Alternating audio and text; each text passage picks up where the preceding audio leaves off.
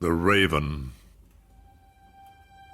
Once upon a midnight dreary, while I pondered, weak and weary, over many a quaint and curious volume of forgotten lore, while I nodded, nearly napping, suddenly there came a tapping, as of someone gently rapping at my chamber door. "'Tis some visitor," I muttered, tapping at my chamber door. Only this, and nothing more. Distinctly I remember it was in the bleak December, and each separate dying ember wrought its ghost upon the floor. Eagerly I wished the morrow. Vainly I had sought to borrow from my books surcease of sorrow, sorrow for the lost Lenore, for the rare and radiant maiden whom the angels named Lenore.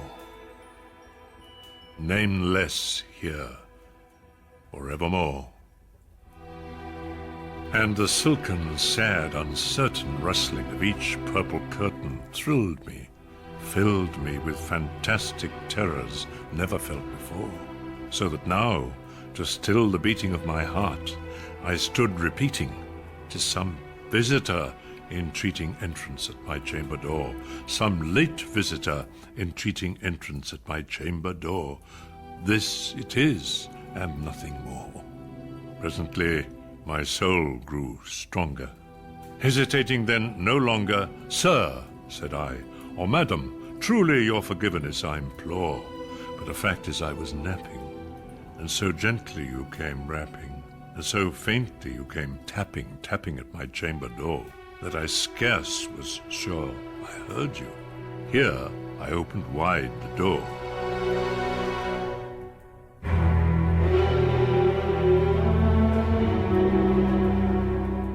Darkness there, and nothing more. Deep into that darkness peering, long I stood there, wondering, fearing, doubting, dreaming dreams no mortal ever dared to dream before. But the silence was unbroken, and the darkness gave no token, and the only word there spoken was the whispered word, "Lenore." This I whispered, and an echo murmured back the word, "Lenore." Merely this, and nothing more. Back into the chamber turning, all my soul within me burning, soon again I heard a tapping somewhat louder than before. "Surely," said I, "surely that is something at my window lattice. Let me see, then, what thereat is, and this mystery explore. Let my heart be still a moment, and this mystery explore. 'Tis the wind, and nothing more. Open here, I flung the shutter, when, with many a flirt and flutter, in there stepped a stately raven of the saintly days of yore. Not the least obeisance made he, not a minute stopped or stayed he, but with mien of lord or lady, perched above my chamber door, perched upon a bust of Pallas, just above my chamber door, perched and sat, and nothing more. Then this ebony bird, beguiling my sad fancy into smiling, by the grave and stern decorum of the countenance it wore, "Though thy crest be shorn and shaven, thou," I said, "art sure no craven, ghastly, grim, and ancient raven, wandering from the nightly shore. Tell me what thy lordly name is on the night's Plutonian shore." Quoth the raven, "Nevermore."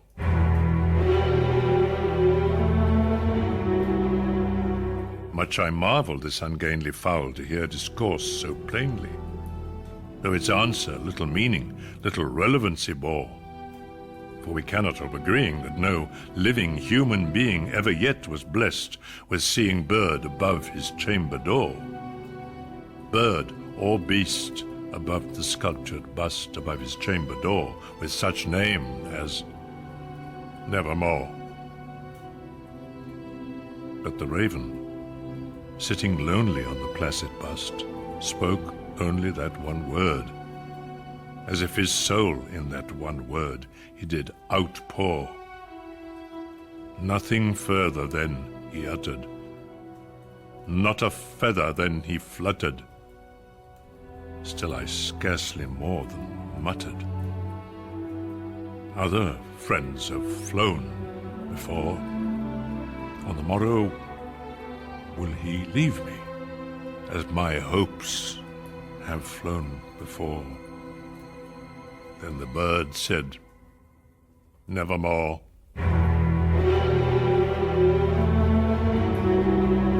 Startled at the stillness broken by replies so aptly spoken.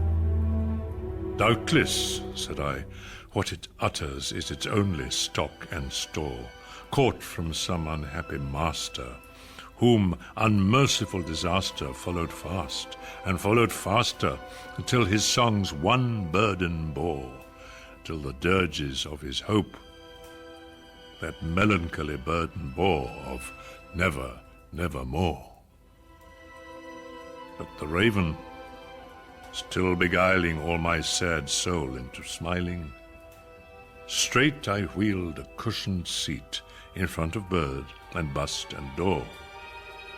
Then upon the velvet sinking, I betook myself to linking fancy unto fancy, thinking what this ominous bird of yore, what this grim, ungainly, gaunt, and ominous bird of yore meant in croaking evermore. This I sat engaged in guessing, but no syllable expressing to the fowl, whose fiery eyes now burned into my bosom's core.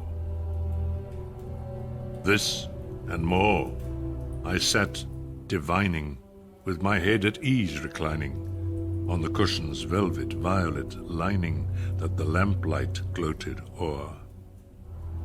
But whose velvet violet lining, with the lamplight gloating o'er, she shall press, nevermore.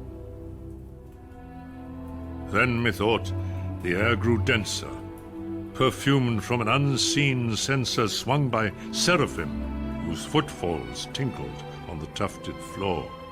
Wretch, I cried, thy God hath lent thee. By these angels he has sent thee respite, respite and nepenthe from thy memories of Lenore. Quaff, oh quaff this kind nepenthe, and forget this lost Lenore. Quoth the raven, nevermore.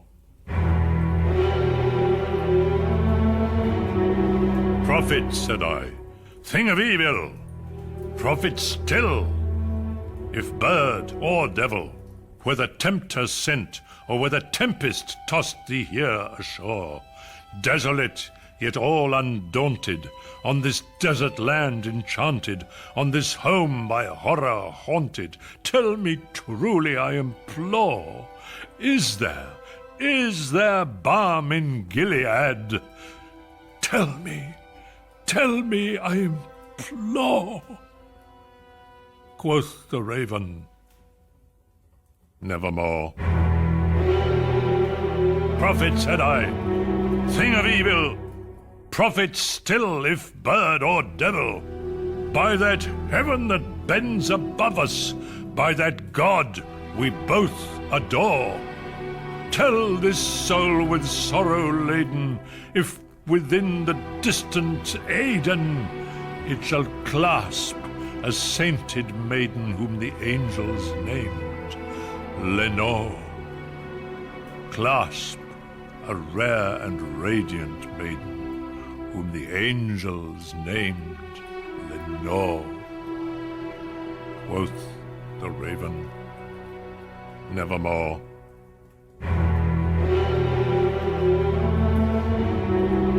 Be that word our sign of parting, bird or fiend. I shrieked, upstarting, get thee back into the tempest and the night's Plutonian shore. Leave no black plume as a token of that lie thy soul hath spoken.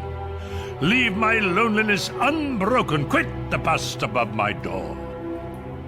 Take thy beak from out my heart, and take thy form from off my door. Quoth the raven, nevermore.